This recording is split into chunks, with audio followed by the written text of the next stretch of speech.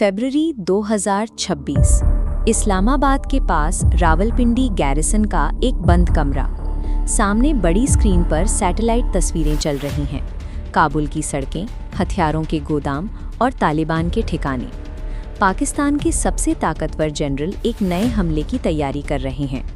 27 फरवरी 2026 को पाकिस्तान के रक्षा मंत्री ख्वाजा आसिफ ने दुनिया के सामने आकर एक ऐसा बयान दिया जिसकी उम्मीद किसी को नहीं थी।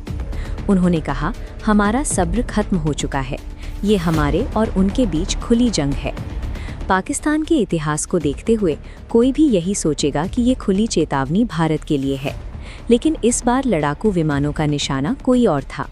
ये चेतावनी दी गई थी अफगानिस्तान की तालिबान सरकार को, वही तालिबान जिसे पाकिस्तान की सेना और खुफिया एजेंसी ने खुद बनाया, सालों तक हथियार दिए और सत्ता तक पहुंचाया। आज पाकिस्तान उसी ताकत पर बम बरसाने की तैयारी कर रहा है। इस सैन्य टकराव की सबसे भारी कीमत आम नागरिक चुका रहे हैं।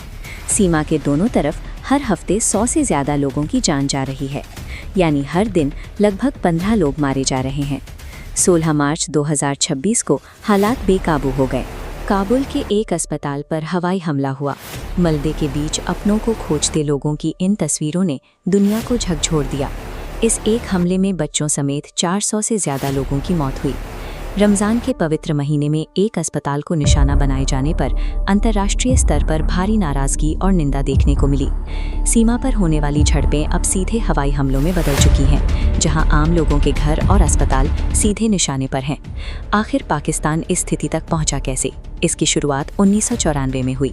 अफगानिस्तान उस समय गृह युद्ध में चल रहा था और पाकिस्तान की खुफिया एजेंसी ISI को काबुल में एक ऐसी सरकार चाहिए थी जो उनके इशारों पर काम करे। ISI ने एक धार्मिक शिक्षक मुल्ला उमर को चुना। उन्हें बेहिसाब पैसा, हथियार और सैन्य ट्रेनिंग दी गई ताकि वे अफगानिस्तान की सत्ता पर पूरी तरह से कब्जा कर सकें। कुछ ही वर्षों में ये योजना सफल हो गई। 1996 में तालिबान के लड़ाकों ने काबुल पर कब्जा कर लिया।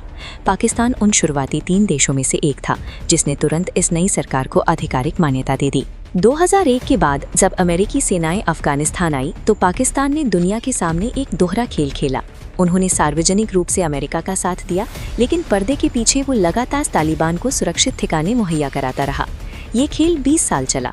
2021 में जब अमेरिका वापस गया और तालिबान फिर से सत्ता में आया तो पाकिस्तान के तत्कालीन प्रधानमंत्री इमरान खान ने जश्न मनाते हुए कहा कि अफगानिस्तान ने गुलामी की जंजीरें तोड़ दी हैं। पाकिस्तान को लगा कि काबुल में उसकी अपनी सरकार बैठ गई है, लेकिन असली खतरा अफगानिस्तान के तालिबान से नहीं बल्कि तहरीक-ए-तालिबान पाकिस्तान यानी TTP से पैदा हुआ। इनका साफ मकसद है पाकिस्तान की सरकार को उखाड़ फेंकना। TTP के इरादे कितने खतरनाक हैं ये पाकिस्तान दिसंबर 2014 में देख चुका था। पेशावर के आर्मी पब्लिक स्कूल पर हुए हमले में TTP के आतंकियों ने 132 बच्चों समेत 149 लोगों को बेरहमी से मार दिया था। अमेरिकी वापसी के बाद पाकिस्तान में हालात बिगड़े। 2024 में आतंकवादी घटनाओं में 2236 मौतें हुई, जो 2025 में 4001 तक पहुंच गईं। ये इजाफा इसलिए हुआ क्योंकि TTP को अब अफगान तालिबान का सीधा समर्थन और सुरक्षित ठिकाने मिल रहे हैं। लगातार मौतों के कारण पाकिस्तान की सेना प्रमुख आसिम मुनीर को आधिकारिक तौर पर TTP को देश का सबसे बड़ा दुश्मन घोषित करना पड़ा। पाकिस्तान ने जिस अफगान तालिबान को अपनी ताकत बढ़ाने के लिए सत्ता में बिठाया था, उसी ने पाकिस्तान के सबसे घातक दुश्मन को एक अभेद्य किला सौंप दिया। अक्टूबर 2025 में TTP ने सीमा पार से हमला कर 11 पाकिस्तानी सैनिकों को मार गिराया। इसके जवाब में पाकिस्तान ने काबुल, कंधार और पक्तिया जैसे अफगान इलाकों में अंधाधुंध एयर स्ट्राइक शुरू कर दी। कागज पर देखा जाए तो पाकिस्तान की सेना अफगान लड़ाकों से कहीं ज़्यादा मजबूत है। अफगानिस्तान के पास कोई एयरफोर्स नहीं है जो इन हमलों को रोक सके, लेकिन ज़मीनी हकीकत कुछ और है। इस इलाके का भूगोल पाकिस्तान की सबसे बड़ी कमजोरी है। इन संकरे, दुर्गम और पथरीले पहाड़ों में एक पारंपरिक सेना को उतारना सीधा मौत को दावत देना है। ये पहाड़ गुरिल्ला युद्ध के लिए बने हैं। इन्हीं पहाड़ों में छिपकर लड़ने वाले लड़ाकों ने सोवियत संघ और अमेरिका जैसी दुनिया की सबसे बड़ी सैन्य ताकतों को थकाकर वापस लौटने पर मजबूर कर दिया था। पाकिस्तान की शक्तिशाली सेना अब इसी भौगोलिक जाल में फंस चुकी है। वे हवा से बम गिरा सकते हैं, लेकिन वे उस दुश्मन को कभी खत्म नहीं कर सकते जो दशकों तक इन्हीं पहाड़ों में टिके रहने के लिए बना है। और इसी बीच इस कूटनीतिक शतरंज में एक आखिरी चाल चली जा रही है। पाकिस्तान ने तालिबान को इसलिए ताकतवर बनाया था ताकि अफगानिस्तान में भारत का प्रभाव कम किया जा सके, लेकिन आज वही तालिबान भारत सरकार के साथ व्यापार और साझेदारी कर रहा है। अफगानिस्तान के अंदर सड़क निर्माण और इंफ्रास्ट्रक्चर के बड़े-बड़े प्रोजेक्ट्स अब भारतीय कंपनियों को दिए जा रहे हैं। पाकिस्तान ने जिस तालिबान को अपनी रणनीतिक गहराई के लिए तैयार किया था, वो अब भारत के साथ मिलकर विकास परियोजनाओं पर काम कर रहा है। पाकिस्तान ने 30 साल तक जिस हथियार को तराशा, आज उसी की धार उसके अपने गले पर रखी है।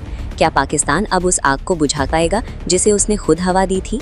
अपने ही बनाए खतरे से लड़ने की इस जिद में आज भी हर रोज मासूम नागरिक मारे जा रहे हैं। इस पूरे टकराव पर आपकी क्या राय है? क्या पाकिस्तान इस युद्ध से बाहर निकल पाएगा? हमें कमेंट्स में ज़रूर बताएं।